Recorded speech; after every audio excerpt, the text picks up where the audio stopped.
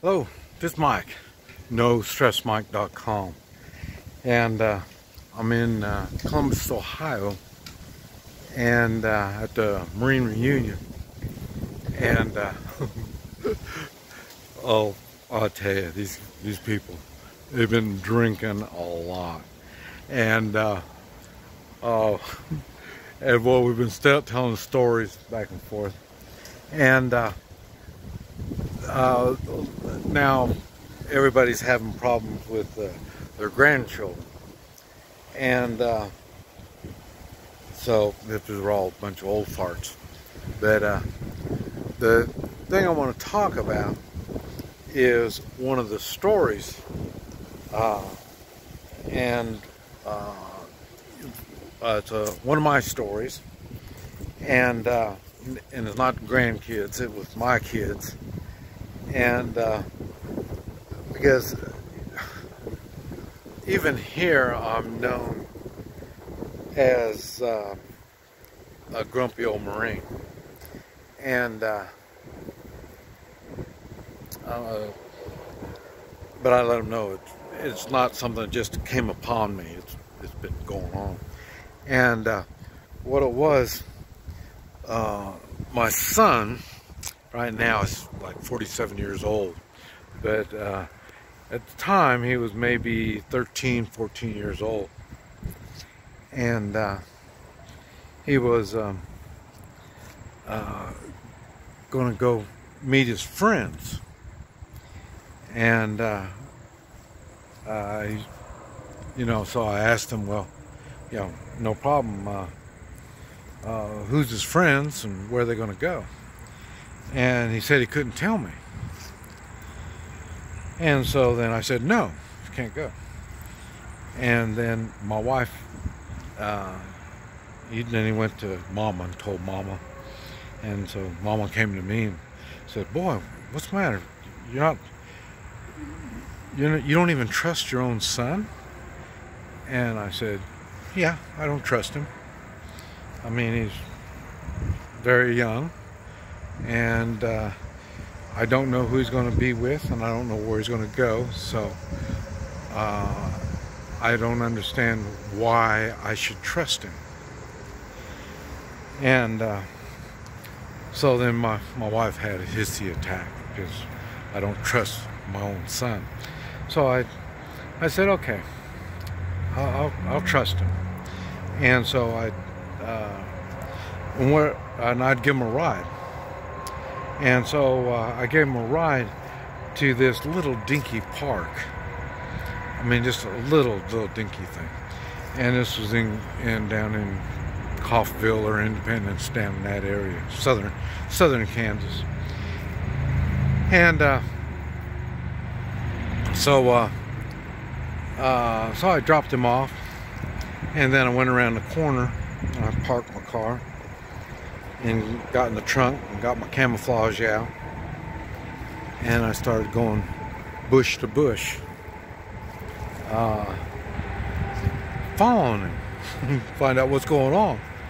And it ended up he met 3 or 4 of his friends, and they went about a block down and to this house.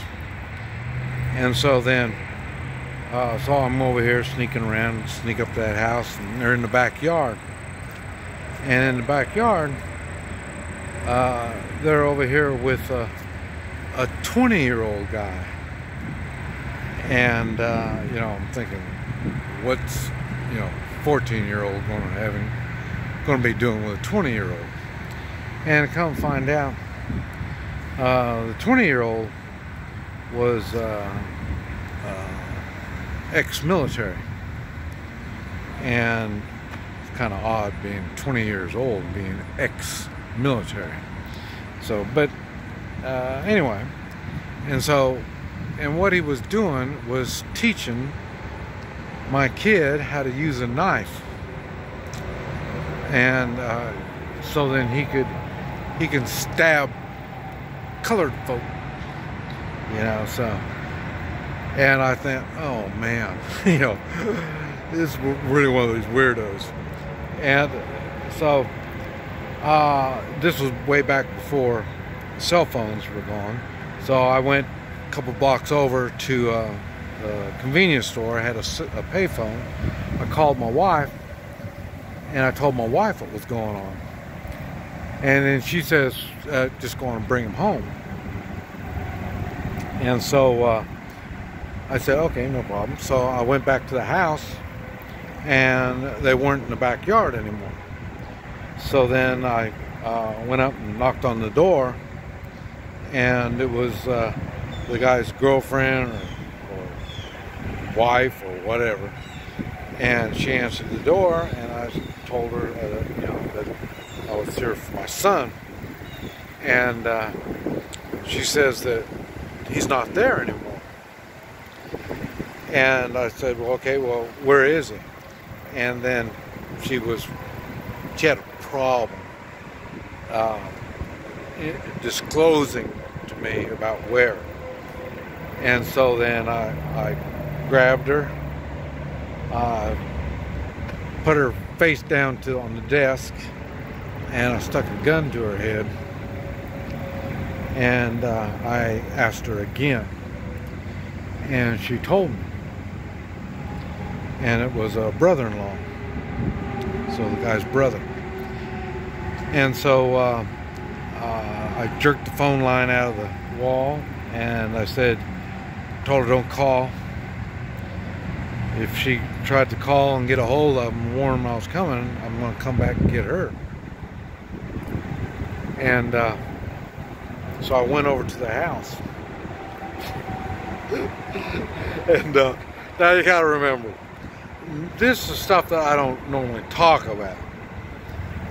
But I say, I'm with a bunch of guys that I served in Vietnam with, so, we say all kinds of stuff. And so I went to the house, I knocked on the door, and I told them I was Mike Mall, that's my son. I was there to pick him up. And so she hollered at him, and when she opened the door, I stepped in the door so that she couldn't close the door on me. And then she hollered, and then he come running out. I told him to get in the car, and when he went by me, I had my hand behind me, my gun was out already. And so right when he went in front of me and out, I brought the gun around in front of me. So now she could see it. And then as he was going out, so was the two brothers. They come out. And then I explained to them that if they ever come around my son or my family, there was going to be problems. And then I went out to the car and we left.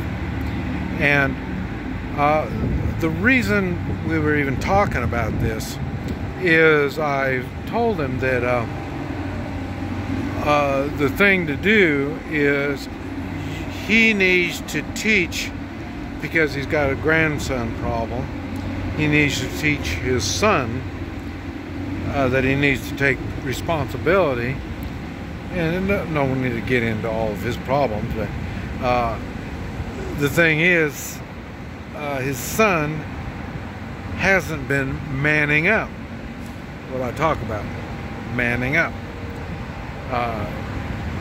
And he didn't do it, and now he's getting problems. And we can see how these problems are going to escalate and get worse. So he can either fix the problem, well, he's got to fix the problem, one way or the other.